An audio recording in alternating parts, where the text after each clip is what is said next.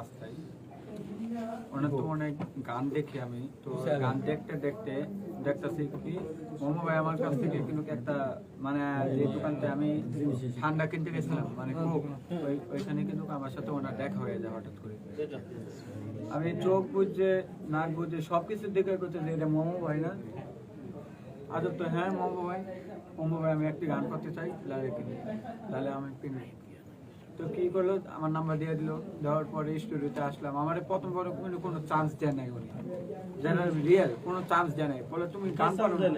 মোহাম্মদ ভাই চান্স দেয় নাই, চান্স দিতে চাই নাই, কারণ আমি তো রাস্তায় থাকি, আমি তো শিল্পী না, নতুন লোক। তো মোমো ভাই একদিন বার করে দিচ্ছে, বার করার পরে হাতে পাওয়া দইটা পরে মনে করলো যে স্টুডিওর মধ্যে একটা গান রেকর্ড করাইলো। রাতারাতি একটা গানে আমার প্রথম গান হয়েছে ওরে মন বোকা মন, এটা মনে হয় বলছিল, জানি না এটা বলছে কিনা। এই গানটা নিয়েই প্রথম শুরু হয়েছে আমার।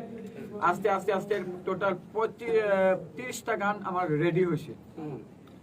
রেডি হওয়ার পরে মোমো ভাই বলে আমাকে, শাকিল তুমি কি আমার সাথে কাজ করবা না তুমি আমাকে ধোকা দিয়ে যাবা, আমাকে কষ্ট দিবা? কি বলছে মোমো ভাই? বলছে, বলতেও পারে, কারণ অনেক শিল্পীদের নিয়ে উনি কাজ করে।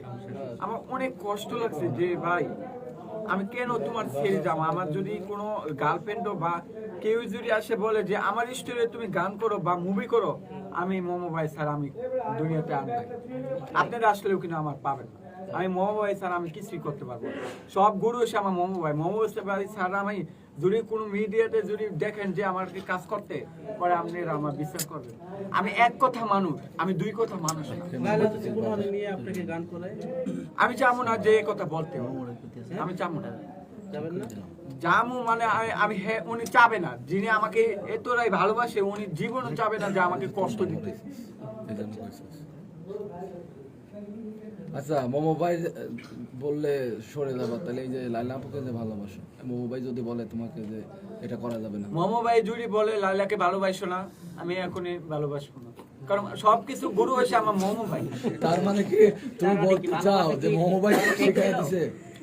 মোমো ভাই কি তোমাকে শিখাই দিছে? না না, মোমো ভাই কেন শিখাবে? মোমো ভাই যদি শিখাতো কি আমি পাইতাম না? তাহলে তো তুমি তো প্রিন্স মামুনের সাথে টক্কর দিচ্ছ তুমি লাইলা আপুকে পাওয়ার জন্য।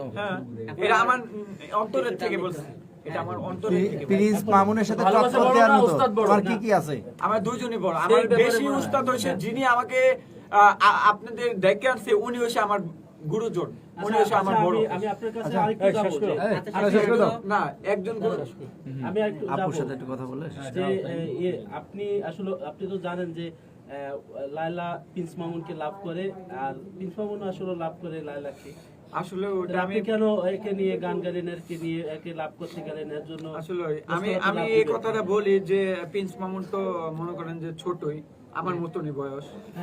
তো প্রিন্স মামুন তো ধোকা খাইছে। কে ধোকা দিল? এই যে লায়লা থেকে লাইলা আপু ধোকা দিছে প্রিন্স মামুন? ধোকা দিছে। ধোকা না দিলে কেন চলে গেছে বলেন? কেন চলে গেছে? কেন চলে গেছে? একজন যদি যিনি ভালোবাসে উনি কেন ছেড়ে যাবে? উনি টাকাকে ভালোবাসে, উনি মনকে জীবনও ভালোবাসে না।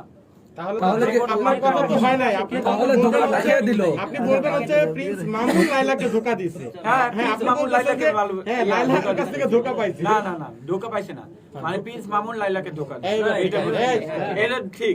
কারণ শুনেন, যদি না ধোকা দিত কিন্তু জীবনও প্রিন্স মামুন জীবনও চলে যাইতো না। এতটাই যদি ভালোবাসে, উনি শুধু টাকাকে ভালোবাসে, মনকে জীবনও ভালোবাসে। ও দরকার নেই। ঠিক আছে।